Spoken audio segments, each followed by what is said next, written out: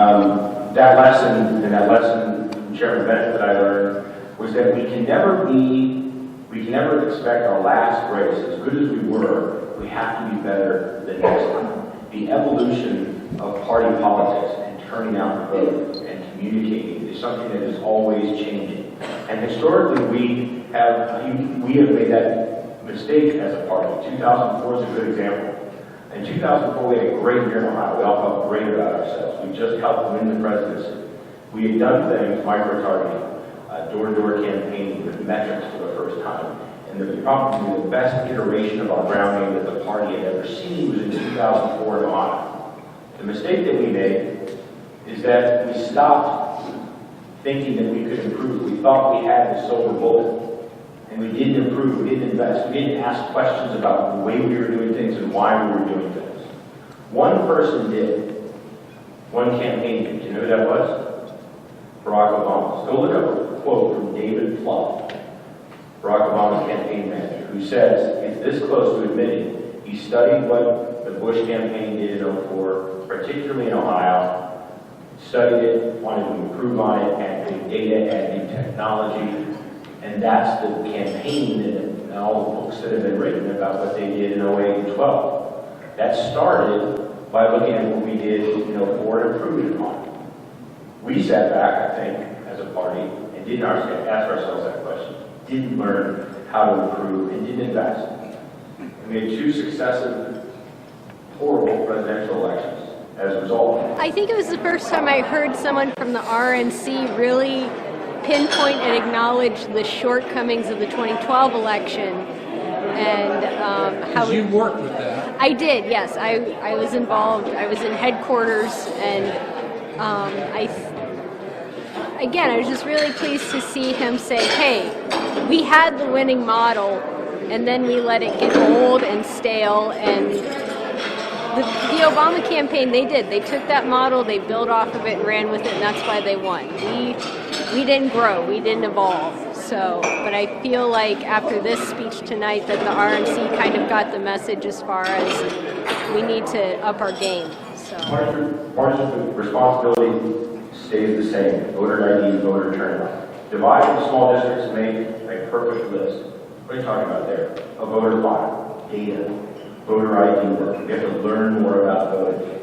That perfect list takes, you can't just create that perfect list. It takes work. It takes people talking to people. It takes data mining. It takes something we are all doing 365 days a year. Well, I thought Chris McNulty had a very good message, especially about data and about reaching out and growing the base of voters. We have to be a dynamic and growing party. I think Chris recognizes that and tried to impart its importance, and I think it's a good message. Have them talked to by those who have the most confidence, and I would argue this speaks specifically to the incredible need for person-to-person contact. It is very easy to rely on robocalls. It's very easy to rely on these things. We didn't just try things new, we tested them. One of the fascinating tests that we did in Colorado, Iowa, and Arkansas this year, in Senate target states, an independent company, I brought the brochure they produced up here so you know I'm not making this stuff up. An independent outside firm, scientists and political scientists analyzed the results. Including control environments, we had one individual, Chris McNulty, assigned to 20 doors. We call it the precinct program. One person assigned to 20 doors, and they went to those same 20 doors 5 times in 3 weeks. And these were low propensity voters that did not typically vote in off-year elections like 2015. Across the board, in all 3 states, we saw a 5.2% greater turnout among the people who we talked to, person to person, attempted to talk to 5 times over that course of 3-week period. Nothing can replace those shoe leathers. The stuff that Lincoln talked about is the same we talked about today. But we have to be better. Well, I was very impressed with his range of knowledge and data. He wasn't just talking, he was saying, here's the facts. But beyond that, what really impressed me the most, I think, was his strong message that we need to build relationships. The idea of leading people requires us to respect them, listen to them, and build relationships with them. And he emphasized that in a number of ways. And I felt that was the strongest message that he was delivering, and to reach out to all individuals who have any interest at all in participating in our system of government, which I think is also a very important message, not to exclude others or to make assumptions about whether they might be inclined to join our efforts in trying to improve government. So those were the strong messages that I felt there. This year, in the eyes of Lincoln, in the eyes of that quote, we did some things new. We tried new things. Some worked and some didn't. But the point is that we questioned and we had to keep pushing. We developed and utilized new technology, because I reckon it's not the mission, it's technology and it's tactics that we have to change. We developed and utilized new technology. Walk apps we designed to use on a smartphone result in 72% of all the data that we collected door to door this cycle. Through our efforts, 72% of the data we collected at doors was collected via walk app. The previous high is something like 5%. We made a big gain as we get ready to go for 16. We can do better. Using data, using technology, we track new voters, and our entire focus, using social media, using things like commitment cards, changing and watching the tactics that we did at the door, using person-to-person contact over and over again, studying what we did, we got better.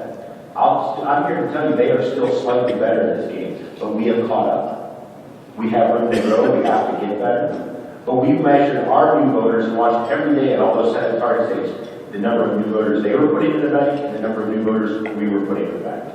And I told a reporter about a week before the election that we were going to North Carolina. I said, "Are we sure North Carolina?" He's like, "I get Iowa, I can see Colorado, but North Carolina," I said, "Yes." And I knew that because the data was telling us that, and the data, particularly among new voters, they were not growing the electorate at a greater rate than we were.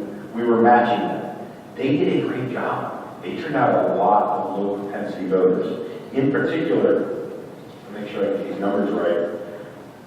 In North Carolina, Tom Tillis won by about 50,000 votes.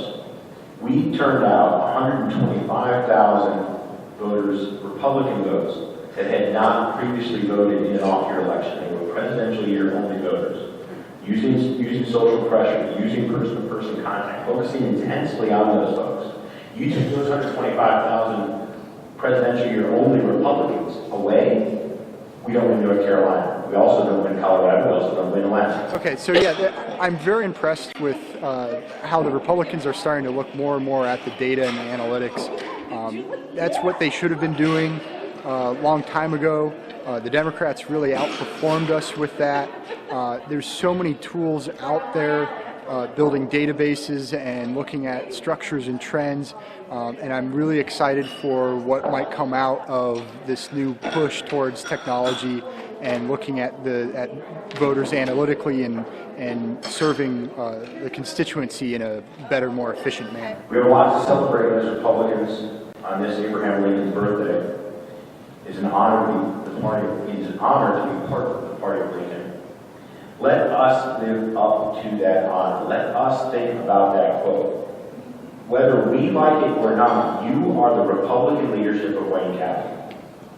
No one, I would argue outside of the natural course of events, not a single new Republican is going to get registered to vote if it is not for the efforts and the will and work of the people in this room. It is not going to happen. It can't just be Wayne County, but we have to start somewhere. We have to do our end of the bargain. Our responsibility as a party.